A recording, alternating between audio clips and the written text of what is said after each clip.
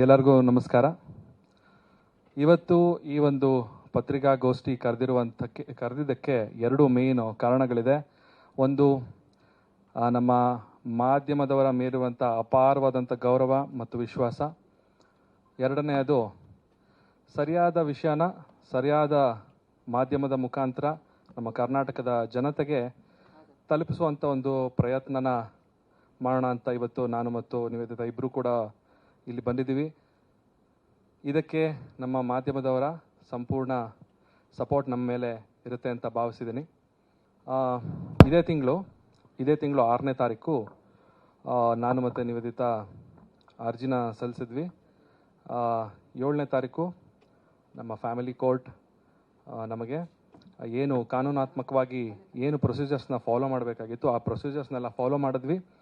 ಅದಾದ ನಂತರ ನಮ್ಮಿಬ್ರಿಗೂ ವಿಚ್ಛೇದನವನ್ನು ನ್ಯಾಯಾಲಯ ಕೊಟ್ಟಿದೆ.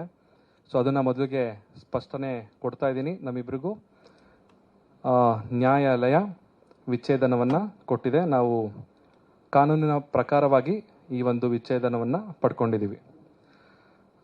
ಎಲ್ಲರಿಗೂ ಈ ಒಂದು ಪ್ರಶ್ನೆ ತುಂಬ ಕಾಡ್ತಾ ಇದೆ. ಯಾಕೆ ತುಂಬ ಚೆನ್ನಾಗಿದ್ರಲ್ಲ, ಯಾಕೆ ದೂರ ಆದ್ರಿ ಅನ್ನೋ ಒಂದು ಪ್ರಶ್ನೆ ಎಲ್ಲರೂ ಕೇಳ್ತಾ ಇದ್ದಾರೆ.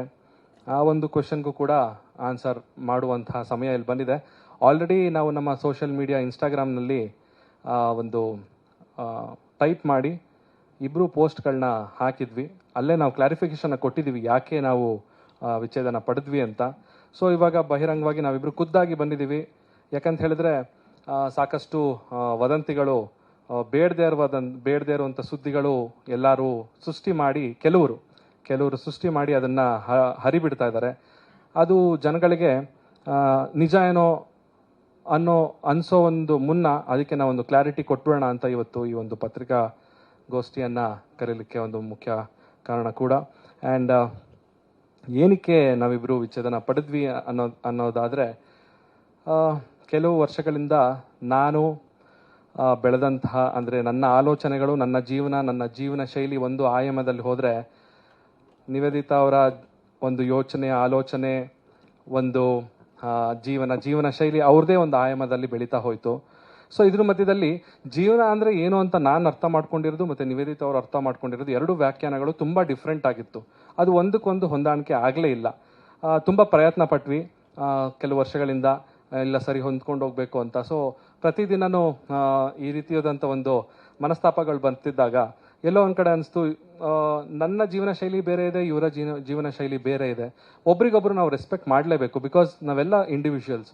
ಈ ಭೂಮಿ ಮೇಲೆ ನಾವು ಜನ್ಮ ಪಡೆದಿದ್ದೀವಿ ಅಂದಮೇಲೆ ಅವ್ರಿಗೆ ಎಷ್ಟು ಹಕ್ಕಿರುತ್ತೆ, ನಮಗೂ ಕೂಡ ಅಷ್ಟೇ ಹಕ್ಕಿರುತ್ತೆ. ಸೊ ಹಾಗಾಗಿ ಯಾರು ಫೋರ್ಸ್ಫುಲ್ ಆಗಿ ಒಬ್ರ ಜೊತೆ ಇರೋದು ಸರಿಯಲ್ಲ. ಅಂದರೆ ಮಾನಸಿಕವಾಗಿ ಒಂದು ನೋವನ್ನು ಅನುಭವಿಸ್ಕೊಂಡು ಒಟ್ಟಿಗೆ ಇರೋದು ಸರಿ ಬರಲಿಲ್ಲ. ಅದಕ್ಕೆ ನಾವಿಬ್ಬರು ಒಮ್ಮತದಿಂದ, ಮತ್ತೊಮ್ಮೆ ಹೇಳ್ತೀನಿ, ನಾವಿಬ್ಬರು ಮ್ಯೂಚುವಲ್ ಕನ್ಸೆಂಟಿಂದ ಒಟ್ಟಿಗೆ ನಿರ್ಧಾರ ಮಾಡಿ ನಾವಿಬ್ಬರು ಖುಷಿಯಾಗಿರಬೇಕು ಅಂತ ಹೇಳಿದ್ರೆ, ನಾವಿಬ್ಬರು ಸಪ್ರೇಟ್ ಆಗಿದ್ರೇ ತುಂಬ ಖುಷಿಯಾಗಿರ್ತೀವಿ.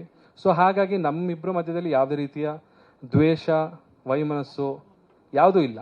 ಅಂದರೆ ನನಗೆ ಅವರ ಬೆಳವಣಿಗೆ ಮೇಲೆ ನನಗೆ ಒಂದು ಖುಷಿ ಇದೆ. ಅವರು ಇಷ್ಟು ಮಟ್ಟಕ್ಕೆ ಬೆಳೆದಿದ್ದಾರಲ್ಲ ಅನ್ನೋ ಒಂದು ಖುಷಿ ಇದೆ. ಆಕೆಗೆ ಕೂಡ ನಾನು ಮಾಡ್ತಿರುವಂಥ ವಿಷಯದ ಮೇಲೆ ಅವ್ರಿಗೂ ಕೂಡ ರೆಸ್ಪೆಕ್ಟ್ ಇದೆ. ಸೊ ಇಬ್ಬರು ಮ್ಯೂಚುವಲ್ ಆಗಿ ರೆಸ್ಪೆಕ್ಟಿಂದ ಒಬ್ರಿಗೊಬ್ರು ಒಂದು ಮ್ಯೂಚುವಲ್ ಕನ್ಸೆಂಟಿಂದ ಒಪ್ಕೊಂಡು ಇವತ್ತು ಈ ನಿರ್ಧಾರ ಮಾಡಿ ವಿಚ್ಛೇದನವನ್ನು ಕೂಡ ಪಡೆದುಕೊಂಡಿದ್ದೀವಿ. ಆ್ಯಂಡ್ ನಮಗೆ ನಮ್ಮ ಸ್ನೇಹಿತರು, ಹಾಗೆ ನಮ್ಮ ಇನ್ಸ್ಟಾಗ್ರಾಮಲ್ಲಿ ಫಾಲೋವರ್ಸ್ ಇರ್ಬೋದು, ಹಾಗೆ ನಮ್ಮ ಫ್ಯಾಮಿಲಿಯವ್ರು ಇರ್ಬೋದು, ಹಾಗೆ ಮಾಧ್ಯಮದವ್ರು ಇರ್ಬೋದು, ಎಲ್ಲರೂ ತುಂಬ ಸಪೋರ್ಟ್ ಮಾಡಿದ್ದೀರಾ. ಇಂಥ ಒಂದು ಸಿಚುವೇಶನಲ್ಲಿ ನಮಗೂ ಕೂಡ ತುಂಬ ಕಷ್ಟ ಆಯಿತು. 2 ದಿನ ನಾವು ಯಾರ ಫೋನ್ನು ಅಟೆಂಡ್ ಮಾಡೋಕ್ಕಾಗಲಿಲ್ಲ. ಬಿಕಾಸ್ ಆ ಮನಸ್ಥಿತಿಲಿ ಇರಲಿಲ್ಲ. ನನಗೆ ಯಾರ ಜೊತೆನೂ ಮಾತಾಡಬೇಕು ಅನ್ನೋ ಒಂದು ಮನಸ್ಥಿತಿ ಇರಲಿಲ್ಲ. ಸೊ ಇವಾಗ ಆ ಗಾಳಿ ಮಾತುಗಳೆಲ್ಲ ಸುಮ್ಮನೆ ಎಲ್ಲರ ಮನಸ್ಸಲ್ಲಿ ಹೋಗಿ ಬೇರೆ ರೀತಿಯಾದಂತಹ ಇಮೇಜ್ನ ಸೃಷ್ಟಿ ಮಾಡೋ ಮುನ್ನ ನಾವು ಸತ್ಯತೆ ಏನಿದೆ ಅದನ್ನು ಇವತ್ತು ನಿಮ್ಮ ಮುಂದೆ ಬಹಿರಂಗಪಡಿಸೋಕ್ಕೆ ಇವತ್ತು ಬಂದಿದ್ದೀವಿ. ಸೊ ಮೊದಲನೇ ಪಾಯಿಂಟು ಕ್ಲಿಯರ್ ಆಗಿದೆ. ನಾವು ಕಾನೂನಾತ್ಮಕವಾಗಿ ವಿಚ್ಛೇದನವನ್ನು ಪಡೆದಿದ್ದೀವಿ.